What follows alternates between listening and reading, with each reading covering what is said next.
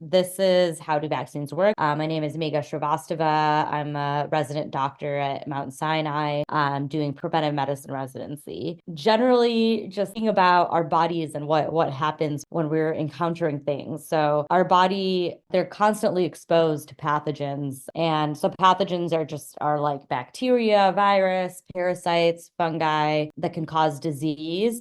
Also, just like we're always exposed to like dust and other particles as well that can sometimes irritate our bodies as well. We'll just go through a general overview of just how our bodies kind of tackle those things. Anywhere we are, we're not going to be able to avoid other little microorganisms. They're always going to be in the world with us. Our bodies have adapted to tackle things, to defend ourselves against things. So we already have our physical barriers, which is our skin, our mucus, cilia are little cells that are like little hairs in like your nose and in like other areas that will just like push things out of your body.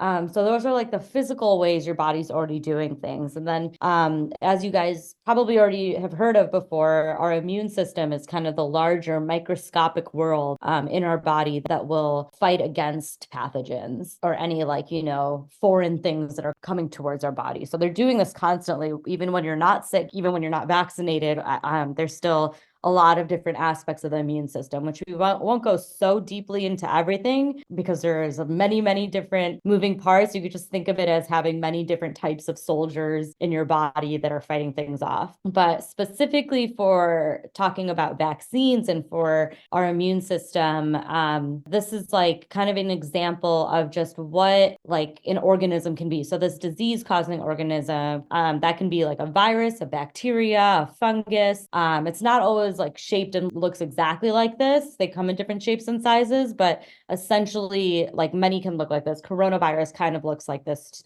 too. This is like the actual organism. And when we talk about things, there's these little proteins that stick out of those organisms. And vaccines will often extrapolate that little part and just have that little part that's called the antigen. When they're developing the vaccine, they kind of have their own ways of really examining these microscopically and dissecting out like the antigens, or kind of getting that organism to be weakened, a weak version of it. So even when they say a live vaccine, even what's in flu, what's in certain flus, flu vaccines, like the nasal spray, that's like the live vaccine. It's not really fully live. It's not just the organism how it is. They really weaken it and deactivate it, but it's enough that they still have this little part, this little body part of that virus or organism so that your body could create ways to tackle it. The key ingredient is the antigen, this little protein part that's not live, but it's a little protein part of the virus that's there to trigger your immune system to create antibodies. This is an example of like measles and flu and chickenpox. These aren't live pictures of what these look like, but they essentially look kind of similar to this, where they have the little spikes, like I said, are like the little proteins that come out. We all have things in our cells, like little proteins in the walls and all of that. It's similar to that, but they're very specific, like a fingerprint for those viruses. When they make these vaccines, what they do is have those little parts or like the dead pathogen, or even like, a dead or like weakened pathogen. So it's never functioning at the way that the actual virus functions.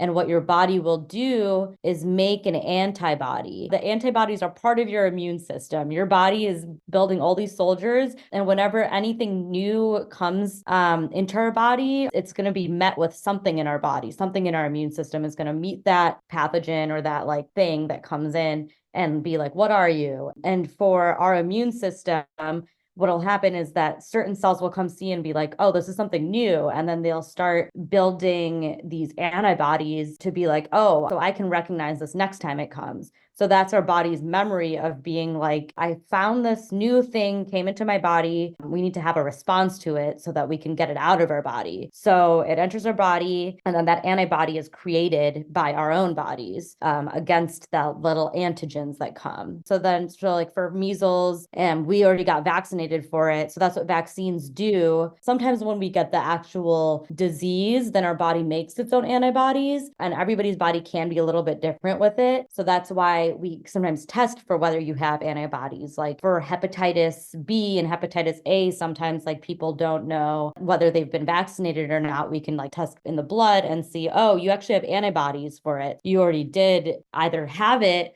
or you got vaccinated for it. And that vaccination does the same things that being exposed to the direct pathogen does without actually getting sick. Sometimes when it's like the full pathogen that has a whole virus or the whole bacteria, it can be a little too strong for our immune system to fully get rid of. Then you get like symptoms and stuff from it. Sometimes when you get a little bit of symptoms from getting a vaccine, especially sometimes if it is a live vaccine, it can trigger your immune system to actually respond. When your nose starts running, when you start coughing, oftentimes that's not really the virus. The virus is trying to like kill your body, basically. Your immune system is responding by being like, oh, I need to secrete more mucus to get it out. And I need to like cough it out more. So oftentimes that's coming from your immune system responding to the virus. And same with the fever. Your body gets really, really hot because it's trying to like make it too hot for that virus to live and to destroy your insides, trying to defend itself from whatever virus you've been exposed to. So even with the flu shot, I know a lot of people are like, oh, I get sick every time, or they feel like they got the flu every time.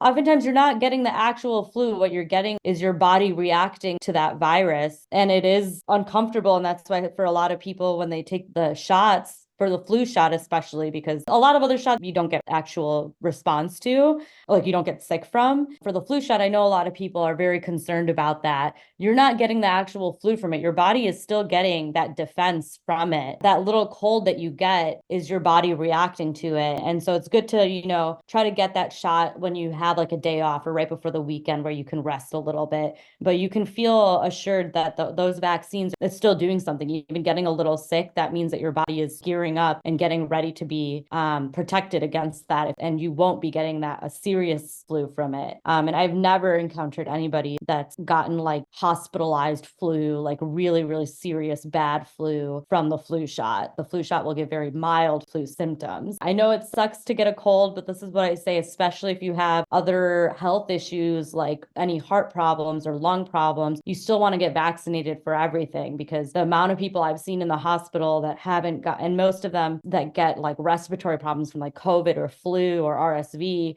people who haven't been vaccinated. So it really, really helps you prevent from going in the hospital. You still might get a little bit sick. There's no cure for that, for the common cold yet. Maybe eventually we'll get that, but it'll at least prevent you from something serious, and you want to avoid that. So this is like your antibody. Your body will create antibodies to the vaccine, but it has to be exposed to this vaccine, to the vaccine or the antigen. So vaccines will have this antigen that your body will create antibodies for, and then it's learned to defend it from that. The next time that your body encounters the actual virus, it'll be able to fight it quicker because it'll be like, oh, this is this, I already know it. Your immune system will have easier response to be able to get it out of your body. For a vaccine, it protects you. Mostly it protects you. When they were pushing for everyone to get the COVID vaccine, it's because it also protects other people around you, protects your family. There's so many stories I know of just like one person in the family not getting the vaccine, and then it can spread a lot easier when that happens. And the more people that get vaccinated, this is how we protect people in general. It's good for your whole family, and especially if you have young kids in the house that can't get vaccinated yet, you need to have everybody in that house vaccinated, because those immune systems, if you're capable of getting the vaccine, then you want to make sure you get it so that you can protect yourself and your body that's already strong enough that it could create that defense. And then that defense doesn't even just help you, it helps all your relatives and your friends as well,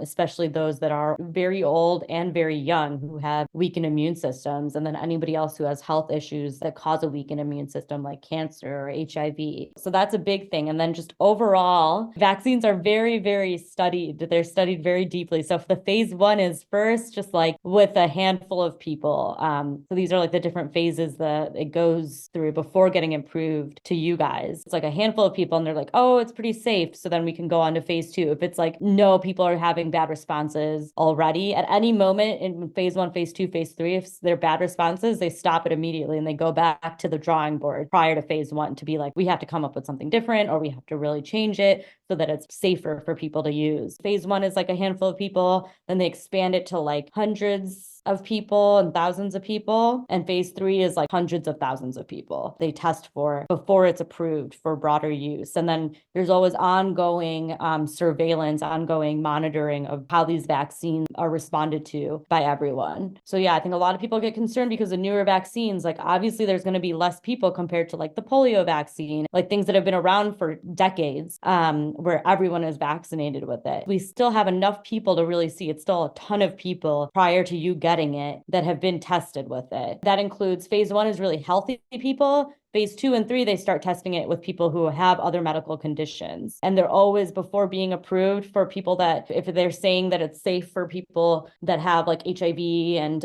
or cancer and things like that, then it's been tested in those people before. Vaccines can really work, and each one is a little different. This is the way that we don't see measles as much. The way we see measles when people don't get vaccinated.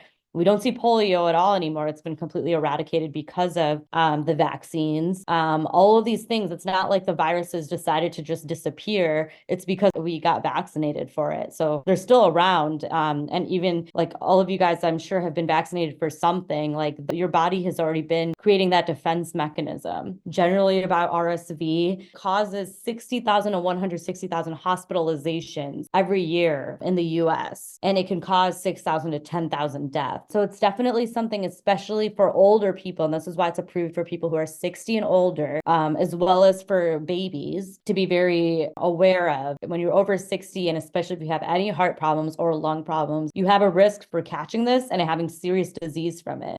Because as you get older, your immune system does get weaker. There are two different brands, really. They're the same, very similar effectiveness. It's called Arexvy and Abrysvo are the two different ones. You don't need to know those names. You can just say the RSV vaccine when you go to clinic, but they're very effective in preventing severe disease. So even if you've had RSV, if you've been told that you had RSV recently or in the past, make sure you just don't have symptoms. I think in general for getting vaccines, like if you're really sick at that time, your immune system's a little weaker. So it's just better to just wait until you're not super sick. Like if you have a mild cough, that's okay. But if it's like you have COVID, you have a fever, or still getting over a cold that you just had a few days ago, you should wait just like a week or two. Even if you've had RSV in the past, you can get the vaccine. Same with COVID, same with RSV and all of these things. Like I said, even if you've had it, your antibodies may not have specifically like been created for the types of pathogens that are out there. And sometimes people don't create those antibodies just from having the cold. So that's why with the vaccine, you definitely make those antibodies because they're sending you that specific antigen. That's why it's really important to get vaccinated. A list of free clinics. So you always want to have a primary care doctor no matter what. This one is on the Health Action Center website. So just remembering, like, if you are worried about insurance, you don't have insurance, talk to them about it too. And there's ways to get you seen even if you don't have insurance. And we want to make sure you guys are getting the care that you need. General good practices, make sure you wash your hands. Wash your hands before every meal. Definitely isolating if you're sick, like just even distancing a little bit, wearing a mask if you're sick to just protect others, as well as yourself so you don't get like another sickness, because that can always happen on top of a cold. And having COVID rapid tests at home and N95s and face masks, and Smart University with the tabling, they have that available, and the Health Action Center has it available. So you guys should all have COVID rapid tests at home, even if you feel like nobody has COVID right now. It's good to always be prepared. Even if you're the healthiest person ever, you still need to see the doctor at least once a year. Make sure you're getting up to date information on everything and making sure you're on top of it.